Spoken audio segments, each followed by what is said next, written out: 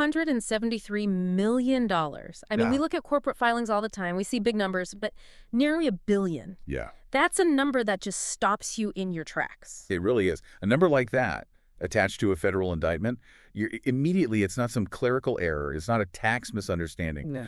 You are looking at something, well, something systematic, something on an industrial scale. You don't accidentally bill that much money. Right. And what's wild is that this wasn't some, complicated financial instrument.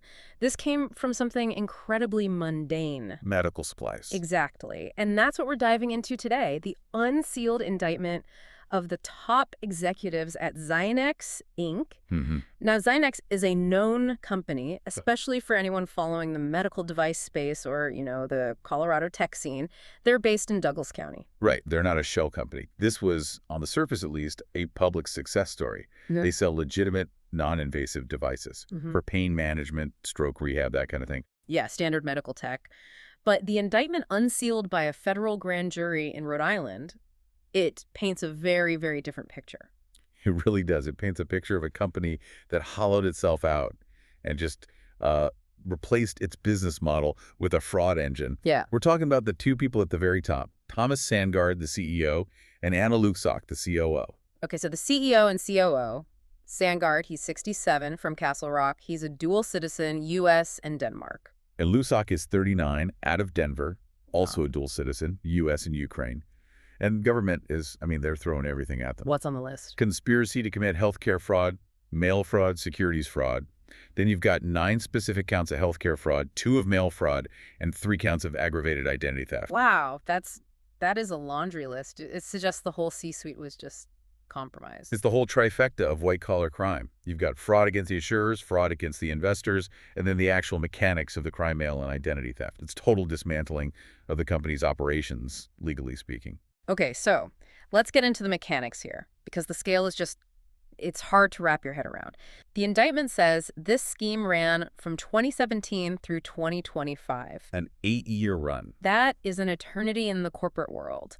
You've got quarterly audits, board oversight, payer audits. How do you keep something like that going for almost a decade? That is the billion-dollar question, isn't it? Right. And to understand it, you have to look at what they were actually billing for. The big number is the $873 million. Right. But the indictment gets specific. It says about $600 million of that, $600 million, was for excessive and unnecessary supplies. Ah. So this is the weaponization of the recurring revenue model. Exactly. We all know how it works. You sell the device, the 10NS unit or whatever, that's a one-time thing. But the real money, the steady cash flow, is the consumables. The electrodes, the batteries, the pads. It's the razor and blade model. Investors love it because it's predictable revenue. But prosecutors are saying Zynex just completely decoupled the blades from any actual patient need. That's the core of it. They weren't shipping supplies because a doctor prescribed a refill or a patient asked for them. They were allegedly shipping them because the billing department needed to hit a number. Just think about the logistics of that. Shipping $600 million worth of batteries and sticky pads. That's not a few extra boxes in the mail. No, it's a massive physical volume of product. It suggests a totally automated, aggressive push system. So they were just auto-shipping this stuff to patients who maybe hadn't even used the device in years. That's what the indictment implies. Or shipping to patients who already had a closet full of supplies. And then, and this is the key part, they'd submit the bill to Medicare or a private insurer as if the patient had requested it. And that's the identity theft charge, right? Because you have to claim the patient asked for it. Exactly. And if I'm a patient, I get a box of batteries I didn't order, I might just throw it in a drawer. I'm probably not checking my explanation of benefits statement to see if my insurance was charged $100 for it. And that's the gap they exploited. The friction for a patient to dispute a small claim like that is really high. But for Zynex, you take those small charges, $50 here, $200 there, and you multiply it by thousands of patients over 8 years. And it turns into $500 million. Death by 1,000 cuts for the insurance funds. And from the outside, it creates this perfect illusion of growth. If I'm an investor looking at their quarterly reports, I remember seeing them pop up on growth screens. Of course. Revenue is climbing, user base looks active, sticky retention rates. It's everything an analyst wants to see. Which brings us to the second pillar of the whole thing, securities fraud. This wasn't just about taking cash from insurers. It was about manufacturing a story for Wall Street. Because in medtech, recurring revenue growth is everything. It drives valuations. If Zynex had only reported their legitimate sales, their revenue curve would have probably looked, flat or at least volatile. Which would kill the stock price. Absolutely. And executive pay is almost always tied to the stock. Sandgaard and Lucsok had significant equity. So by pumping up the revenue with these fraudulent bills, they were directly inflating their own net worth. It's a feedback loop. A perfect one. Fraudulent billing makes revenue look great. Great revenue makes the stock price go up.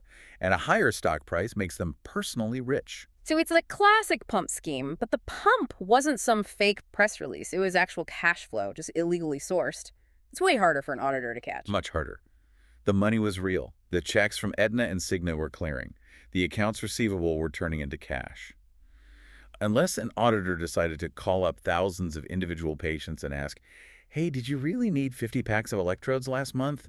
The books looked fine. It was a functioning business, just one built on a complete lie about medical necessity. And the indictment makes it clear this money didn't just stay in the company. We have to talk about the lifestyle this funded. The asset seizure list is extensive. What are they going after? Oh, the usual. Luxury vehicles, bank accounts, real estate in Colorado and Florida. And, of course, the Gulfstream jet. The Gulfstream. It's almost a cliche at this point, isn't it? It really is. It's the ultimate trophy. But in this context, it's just so damning. It's the literal extraction of value from the healthcare system into personal luxury. And it really speaks to a certain mindset. You don't buy a private jet if you think the whole thing is about to collapse. No. You buy one when you feel untouchable. Yeah. It suggests that after 8 years, maybe they thought they'd actually gotten away with it. That the sheer volume of paperwork they were creating was a shield no one could ever penetrate. But someone did. The cracks started to show. And this is where the story shifts from a huge but standard financial fraud into something much weirder and darker. Because people did start asking questions. Yeah. Financial reporters, short sellers, people whose job it is to look at a balance sheet and say, wait a minute, this doesn't add up. Right. And usually the C-suite playbook is to deny and delay. You issue bland press releases, refer questions to your lawyers, you try to bore everyone into moving on. Want the story to die. Sandgaard apparently took a very different approach. The indictment alleges retaliation, not just legal threats, but personal harassment. Yeah, the source mentions attempts to disrupt reporters' personal lives. Yeah. That is a massive red flag. It goes way beyond financial crime. It's a loss of control. When you start targeting the people investigating you, not their arguments, but their actual lives, you're crossing a serious line. It suggests a level of paranoia, of vindictiveness that is just off the charts. And we have to address the specific allegation here because it's a real window into the psychological state. The indictment alleges that Sandgaard sent used underwear to a reporter's spouse. It's so bizarre and disturbing. I mean, let's just analyze that. This isn't a heated email. This is procuring used underwear, packaging it, and mailing it to the home of a journalist, specifically to their partner. That takes planning. It's an act of psychological warfare. The intent is to intimidate, to violate their sense of safety. It's forensic evidence of a mindset that has just completely abandoned all professional and, frankly, human norms. It kind of destroys the whole white-collar defense, doesn't it? It completely undermines it. It's hard to stand in court and say, I'm a sophisticated businessman who just misunderstood some complex billing codes, when you also have to explain why you mailed dirty laundry to a writer's wife. Yeah. It frames you not as a negligent executive, but as a malicious actor. And it makes me wonder, what was the internal culture at Zynex like? If this is how the CEO treats an external reporter. What happened to an employee who raised their hand and questioned things? Exactly. That's a terrifying thought. The pressure inside that building must have been immense. Don't ask, just ship. So the bubble finally bursts, the grand jury acts, assets are being seized. But I want to zoom out to the broader impact. The U.S. Attorney Charles Calenda, he called it a troubling abuse of patients seeking care. And that's the most important piece of this. It's easy to see this as a victimless crime against giant insurance companies, but insurance pools are not bottomless. Right. When you drain almost $1 billion out of the system for useless junk, everyone else pays. Your premiums go up, your deductibles go up, insurers tighten their algorithms and deny legitimate claims because they're trying to stop the bleeding. And the patients themselves were used, their identities, their medical histories. They were just raw material for the fraud machine. Totally. Imagine being an elderly patient managing chronic pain. You keep getting these boxes. You assume your doctor ordered them. You trust the system. Your trust is being weaponized so someone can buy a jet. That's the abuse. It also just poisons the well for the entire industry. Zynex was supposed to be a success story, legitimate tech made in the U.S. And now every other medical device company is going to face more scrutiny, tougher audits, slower payments. The friction in the system increases for everyone, even the good actors. You mentioned both Sandgaard and Lucsok are dual citizens. Does that complicate things legally? It definitely increases the flight risk, which is why the asset seizures are so aggressive and immediate. Yeah. But the fact that they're here and the indictment is unsealed, their movement is likely already frozen. They aren't going anywhere legally.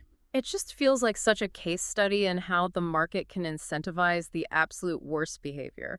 The market rewarded Zynex for years. Oh, the algorithms love the growth. The analysts love the margins. Nobody stopped to ask if the per-patient consumption of electrodes was, physiologically possible. It's the blind spot of modern finance, isn't it? We get so focused on the chart, the growth rate, the derivatives of value, that we stop looking at the actual product. And the math of the fraud looked better than the math of reality, so the market chose to believe the fraud. It's confirmation bias. We want the success story. And when someone, like those reporters, points out the cracks, the instinct is to attack the messenger. Stop spreading FUD. Exactly. Fear, uncertainty, and doubt. But in this case, the FUD was reality. And the success was the fiction. It's a harsh lesson. So as we wrap up, I keep coming back to that underwear detail. It's the glitch in the matrix. It's the moment the mask just completely slips. It is. It takes this from a spreadsheet crime to a human tragedy. It shows the toxicity at the absolute heart of the enterprise. If you're willing to cross that line, what lines are you not willing to cross? Which leads to the thought I want to leave everyone with. We're trained to look for red flags in the numbers, right? Declining margins, high debt.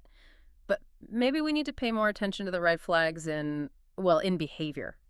If a CEO acts irrationally, pettily, aggressively towards critics, why on earth would we assume their financial statements are rational and disciplined? Character is a leading indicator. If the behavior is bankrupt, the balance sheet probably is too. A sobering thought for anyone holding a high-growth stock right now. Thanks for joining us on this deep dive. Keep your eyes open and maybe check your medical bill. And don't accept packages you didn't order. Good advice. We'll see you next time.